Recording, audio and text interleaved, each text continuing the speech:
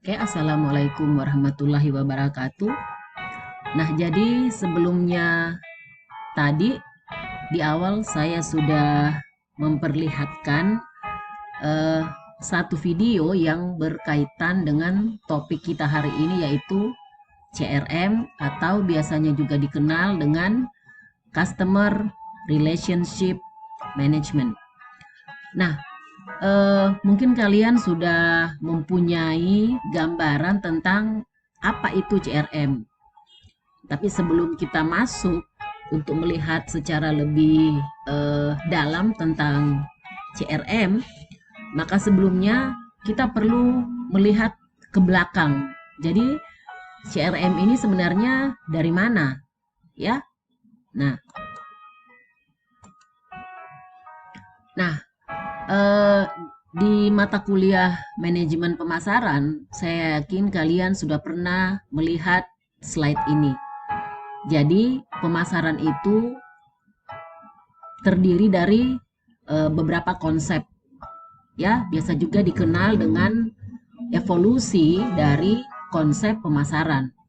Walaupun konsep-konsep ini tidak menunjukkan bahwa konsep awal itu sudah tidak diadaptasikan ataupun diimplementasikan saat ini, ya. Jadi konsep-konsep yang ada di sini ini masih tetap diimplementasikan sampai dengan saat ini oleh banyak perusahaan-perusahaan. Nah, yang pertama itu adalah the production concept era atau kita kenal dengan konsep produksi. Nah, kemudian yang kedua itu adalah the sales concept era atau biasa juga dikenal dengan konsep penjualan. Yang ketiga itu adalah the marketing concept era atau konsep pemasaran. Yang kelima itu adalah the societal marketing era atau dikenal juga dengan konsep pemasaran berwawasan sosial. Dan yang kelima itu adalah the customer relationship era atau konsep hubungan pelanggan. Nah, untuk refresh ya, the production era atau konsep produksi, pada konsep ini konsumen itu dia lebih menyukai produk yang tersedia dalam jumlah banyak dan yang tidak mahal. Ya, jadi itu isi dari konsep produksi. Nah, sehingga karena konsumen lebih suka produksi produk yang banyak ya dalam jumlah banyak dan tidak mahal, makanya di sini manajer dalam perusahaan itu dia hanya berorientasi pada produksi. Dia hanya berkonsentrasi pada bagaimana mencapai efisiensi produk yang tinggi, yang biayanya rendah dan diproduksi dalam jumlah yang banyak. Nah, contohnya di sini itu adalah produk-produk Cina seperti umpamanya Lenovo. Nah, tetapi konsep ini juga diterapkan pada saat perusahaan ingin memperluas pasarnya, yaitu konsep produksi. Nah, kalau konsep penjualan di sini menurut konsep ini konsumen dan bisnis itu jika mereka itu dibiarkan tidak akan membeli jumlah yang cukup banyak terhadap produk perusahaan.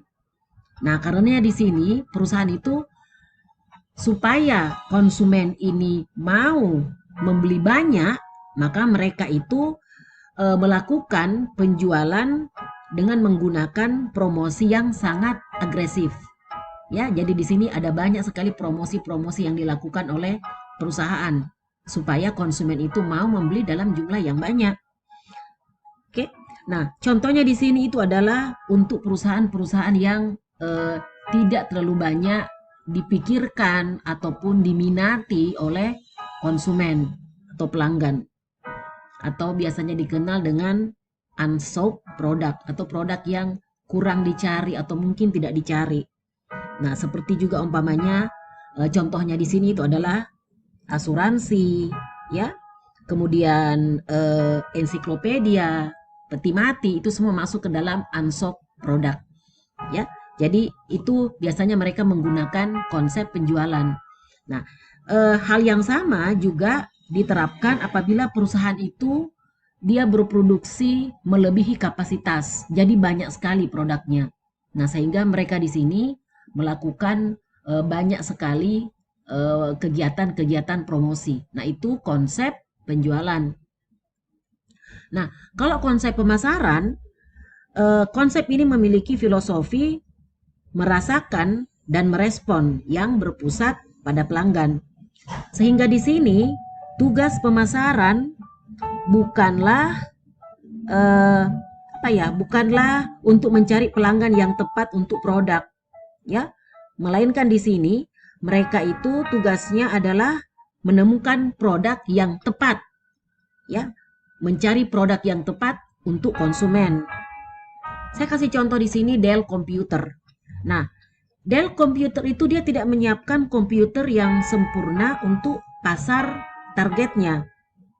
Tetapi dia memberikan platform produk yang fitur-fiturnya itu disesuaikan dengan keinginan konsumen, sesuai dengan yang dibutuhkan oleh konsumen, atau biasanya kita kenal dengan istilah produk yang customize. Jadi produk yang disesuaikan dengan kebutuhan konsumen.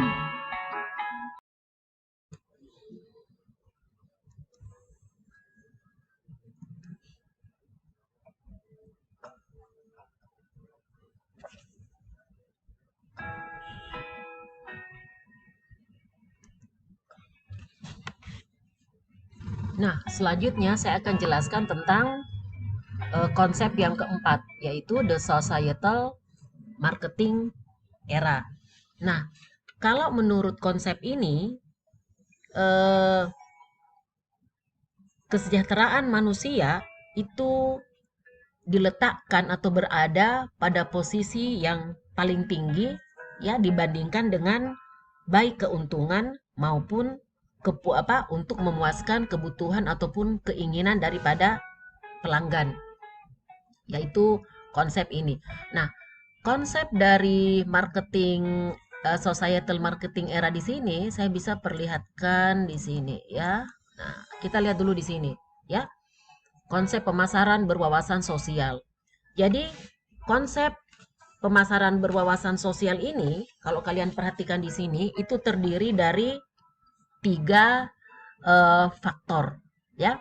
Jadi di situ ada konsumen, kemudian ada perusahaan, dan ada masyarakat, ya.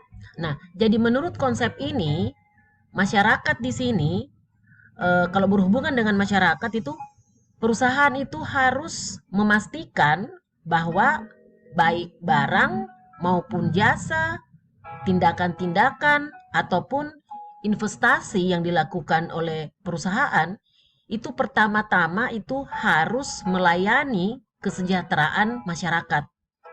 Itu kalau menurut konsep ini.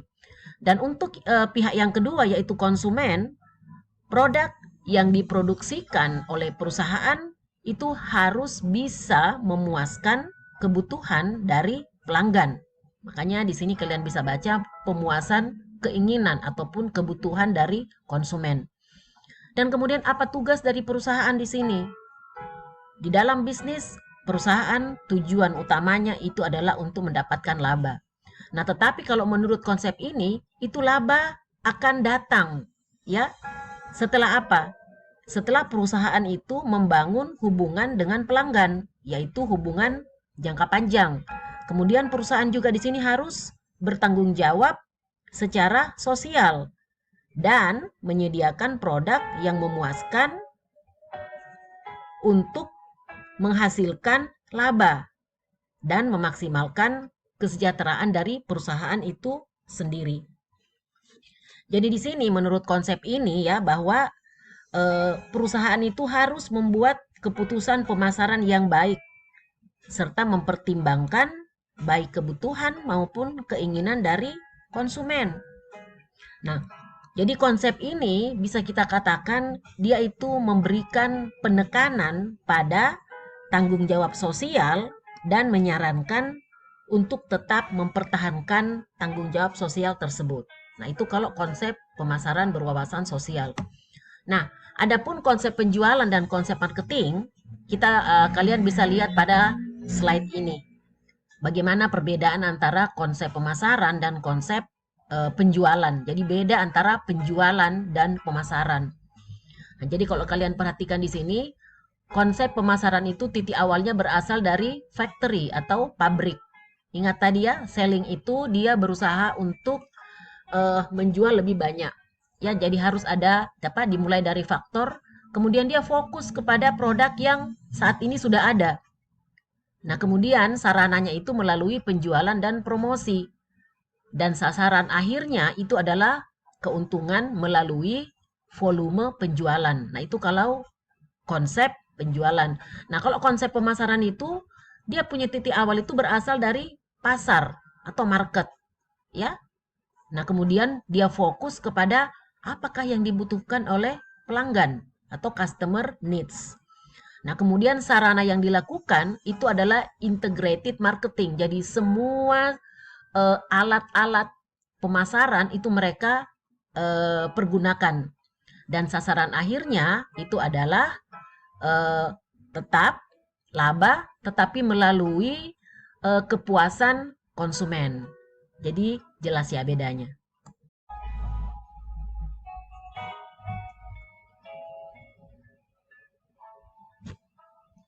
Oke, saya lanjut ya.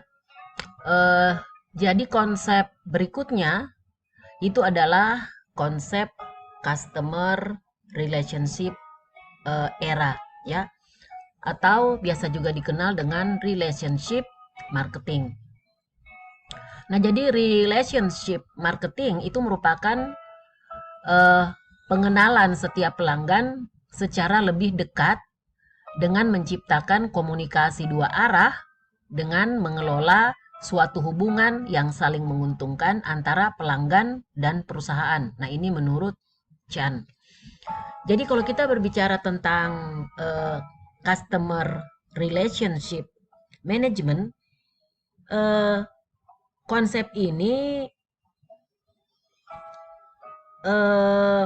kalau kita lihat itu merupakan interaksi dengan pelanggan dan juga untuk menelusuri informasi pelanggan. Ya, jadi kita di sini berusaha untuk tahu lebih dalam tentang konsumen kita ataupun pelanggan kita. Nah, pendekatan ini, jadi relationship marketing ini, pendekatan ini itu dilakukan untuk apa? Untuk meningkatkan loyalitas pelanggan kepada perusahaan dan juga untuk menambah nilai tambah secara terus-menerus. Nah, dari video kalian sudah lihat Telkomsel itu menggunakan alat-alat apa saja di dalam membangun customer relationship manajemennya. Nah, kenapa harus ada yang namanya CRM? Ya, jadi fungsi atau tujuan adanya CRM ini di dalam bisnis itu banyak, ya. Nah, jadi intinya di sini tujuan diadakannya customer relationship management ini itu sudah pasti untuk mencapai tujuan akhir ya dari setiap bisnis, yaitu untuk mendapatkan atau memperoleh laba. Nah, tetapi di dalam usahanya untuk mendapatkan laba itu ada tujuan-tujuan yang ingin dicapai di dalam CRM ini ya, selain untuk memperoleh keuntungan. Nah, jadi antara lain itu yang pertama adalah bagaimana meningkatkan hubungan antara perusahaan dengan pelanggan yang sudah ada untuk mendapatkan itu tadi ya, pendapatan.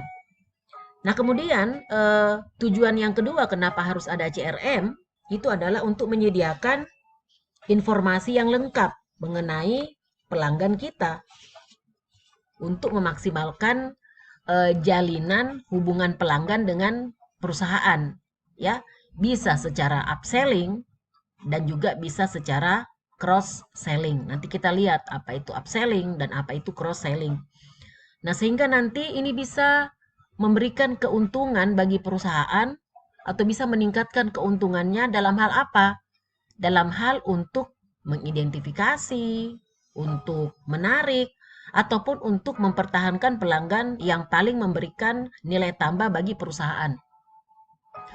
Harus disadari bahwa perusahaan itu tidak bisa memperlakukan pelanggannya ataupun konsumennya sama. Tetap kita mengatakan bahwa pelanggan itu adalah raja. Nah, tetapi raja-raja ini itu memberikan kontribusi yang berbeda-beda. Ya, raja-raja ini memberikan kontribusi yang berbeda-beda. Sehingga kita harus juga membedakan peran atau bagaimana kita memperlakukan raja-raja tersebut. Ya, intinya seperti itu. Nah, kemudian tujuan yang ketiga kenapa harus ada CRM itu adalah untuk menggunakan informasi yang terintegrasi untuk menghasilkan pelayanan yang memuaskan. Itu tadi. Orang yang berbeda tentu harus diperlakukan secara berbeda. Seseorang yang memberikan nilai lebih kepada perusahaan, kita harus memberikan juga pelayanan yang lebih. Itu intinya. Ya. Nah, jadi di sini kita dengan berdasarkan informasi di sini ya, berdasarkan dengan informasi yang kita dapatkan tentang pelanggan, ya kita berusaha supaya kita bisa kenali semua pelanggan-pelanggan ini dengan cara menghemat waktu. Ya. Nah, kemudian yang lain lagi di sini tujuannya itu untuk menghasilkan konsistensi di dalam prosedur dan proses menyalurkan jawaban kepada pelanggan. Nah, kalian pastinya sudah sering sekali berhadapan dengan PR kah, ya? Dan pada saat kalian bertanya, kalian akan mendapatkan jawaban yang sama apabila pertanyaannya sama. Nah, itu yang kita sebut sebagai konsistensi.